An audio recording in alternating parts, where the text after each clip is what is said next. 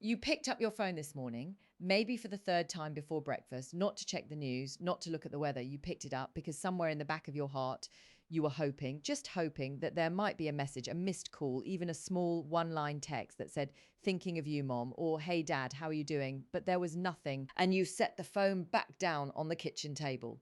That same table where you once helped with homework, where you carved turkeys, where you celebrated birthdays with candles and noise and so much laughter. And the silence in that kitchen felt heavier than it has any right to feel. Maybe it has been weeks, maybe months. Maybe if you're really honest with yourself, it has been longer than that. And every morning starts the same way, with that quiet, hollow ache that no one talks about.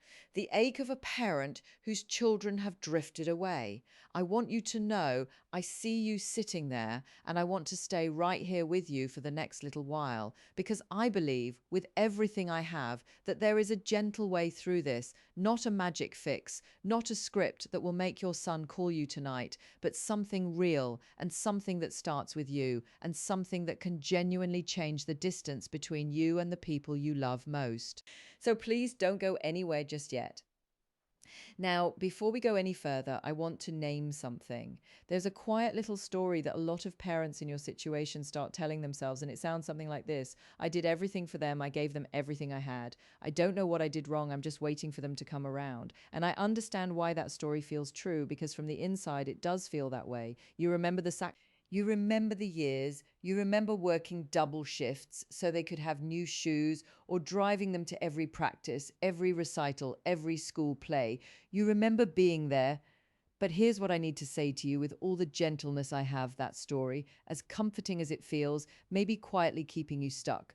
When we see ourselves only as the ones who gave and only as the ones who are now being left behind, we accidentally hand over all of our power. We become passengers in our own story, and that, my dear, is what I want to help you change today. Not by blaming you, absolutely not, but by inviting you gently into a bigger, truer picture of what might be happening. My name is Pearl. I'm in my mid 70s, and I have lived enough life to know that the hardest truths are usually the ones that set us free. I raised three children, two daughters and a son, and for a season of my life, one of those relationships was so strained that I used to cry in the car after church because I did not know what to do. I lost my husband 9 years ago. And in that grief, I learned what it means to sit with silence that feels like it will swallow you whole. I have sat exactly where you're sitting right now, with that phone on the table and that ache in my chest, wondering what went wrong and whether anything could ever be different. So I'm not speaking to you from a textbook, I'm speaking to you from a life, and I hope that counts for something. I'm going to be honest with you today, the way an old friend would be, the kind of friend who loves you too much to just tell you what you want to hear. I know you may have heard, just reach out to them 100 times, or give it time, or they'll come around eventually. And maybe some well meaning person has even said, you just need to apologize. And you thought, apologize for what? Exactly, this is different. What I want to share with you today goes deeper than advice about phone calls. It goes down into the roots, because that is where the real work is, and also where the real hope is. Let me tell you something about how families used to work not so long ago. Certainly within our lifetimes, there was a rhythm to family life that kept people close almost without trying. Grandparents lived nearby or even in the same house. Sunday dinners were not optional. When a parent aged, the family reorganized itself around them. It was not always comfortable, it was not always peaceful, but there was a structure, a kind of gravity that held everyone in orbit around each other. That gravity did not disappear all at once, it slipped away one busy season at a time. One missed Sunday, one holiday where everyone had other plans, one year where the calls got shorter and the texts got further apart. Life got faster, cities got bigger, families got scattered, and somewhere in all of that rushing, the old rhythms got lost. And here's what nobody tells you: when those rhythms are gone, the things that were never fully dealt with, the old hurts, the silences that went on too long, the moments where someone needed comfort and did not get it, all of those things start to surface because the busyness that used to cover them up is gone. For many adult children who pull away from their parents, there is something underneath the distance that has nothing to do with not loving you. It has to do with pain that was never named, needs that were never quite met, moments from childhood that left a mark that no one ever sat down to tend to. Now, and I need you to stay with me here because this is the most important thing I'm going to say. This does not mean you were a bad parent. It does not mean you ruined your child. Every parent in the history of the world has passed something unintended on to their children because every parent was once a child themselves, carrying their own unhealed wounds, doing the best they knew how to do. But here's the honest part. Most of us, when we were raising our children, did not have the tools to deal with conflict in a healthy way. We did not know how to repair after a fight. We did not know how to say, I was wrong, and here's what I wish I had done differently. We knew how to be strong. We knew how to keep going. We did not always know how to be emotionally present in the messy, uncomfortable moments.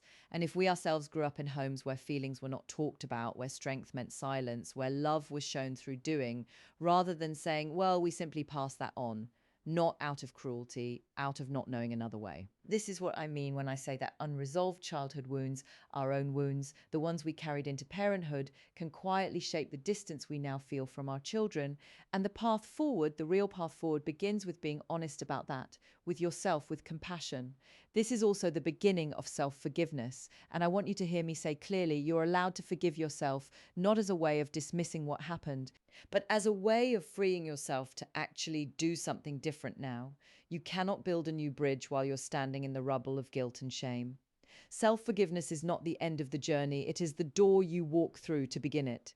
So let us talk about what you can actually do. 3 things, real and specific, that can begin to change the distance between you and your children, if you are willing to do the inner work alongside the outer work. The first thing is this: develop new skills for emotional management and begin the work of healing your own past wounds. I know that might sound like a big, vague instruction, so let me make it small and concrete. Start with 10 quiet minutes each morning, not with your phone, not with the TV. Just 10 minutes where you sit with yourself and ask one honest question. Is there something I'm carrying from my own childhood that I have never fully looked at?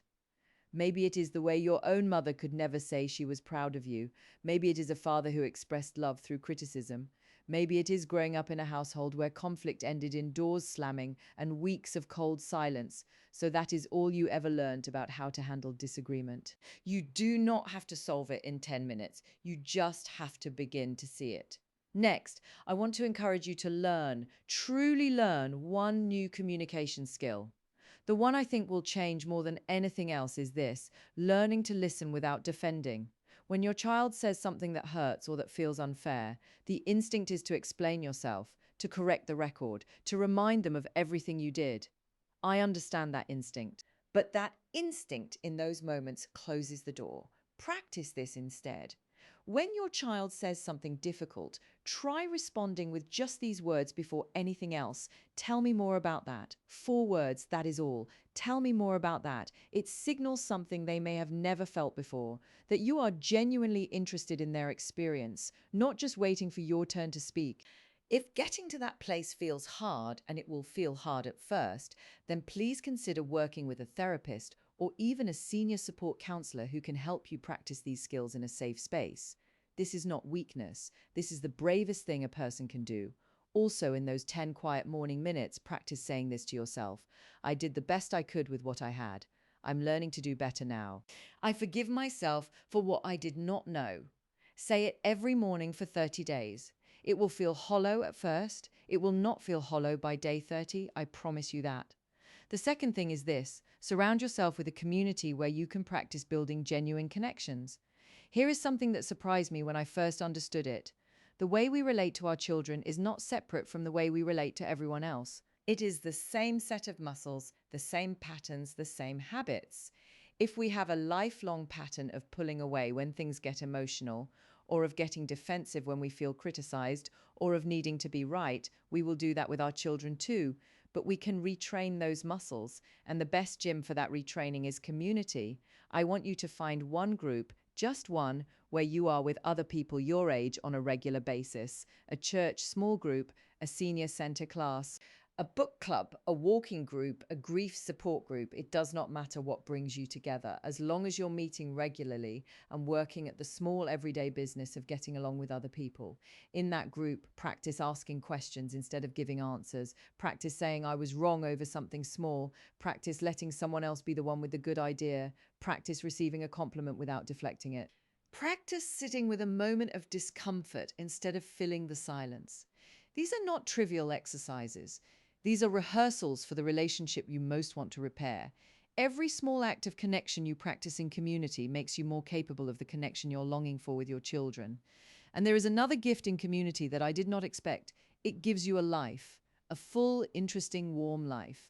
And when your children eventually do reach out, and I believe they will not find a parent who has been sitting by the phone waiting. They will find someone who has been living and growing and becoming more of who they truly are. That is magnetic, that draws people in. The third thing, and this one is simple but quietly powerful, is this: find a peer your age who has a genuinely good relationship with their adult children and ask them to help guide you. Not a therapist this time, not a book, a real person, roughly your age, who has navigated the same season of life and somehow kept their children close or rebuilt closeness after a distance. Someone who can look you in the eye over a cup of coffee and say, here's what worked for me, here's what I had to stop doing, here's what I said the day things started to turn around. You may think you do not know anyone like that. I want to gently push back on that.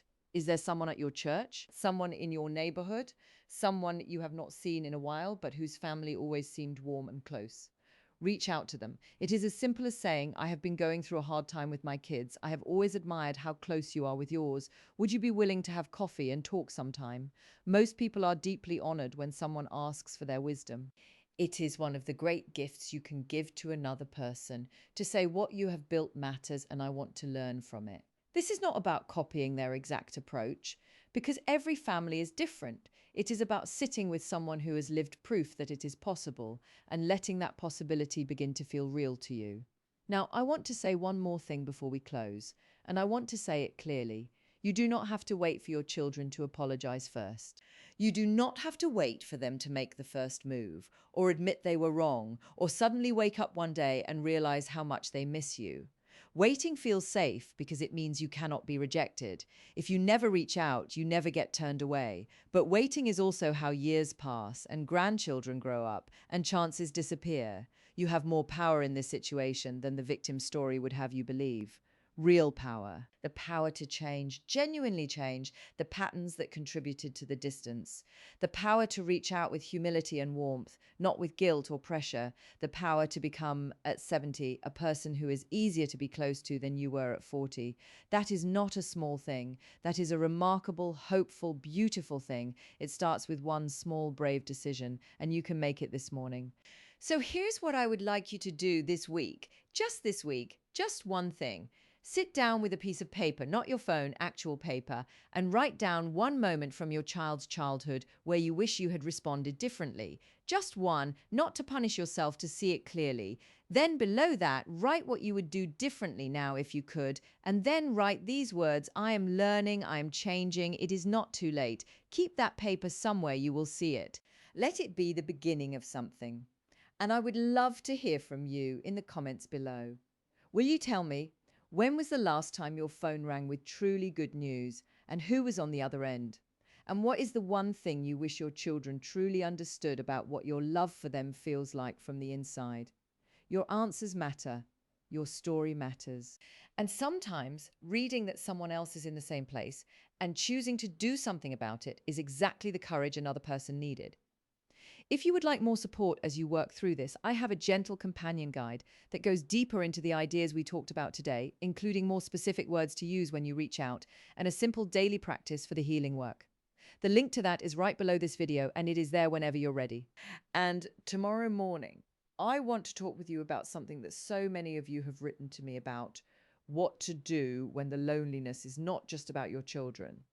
When it has settled into your days and your evenings and even your mornings, and you cannot quite remember the last time you felt like yourself. We are going to talk about that gently and honestly, and I think it might surprise you. So come back tomorrow. I will be here. Until then, take care of your heart. It is still full of so much love, and that love is not wasted, and it is not finished, and it is not too late. I will see you in the morning.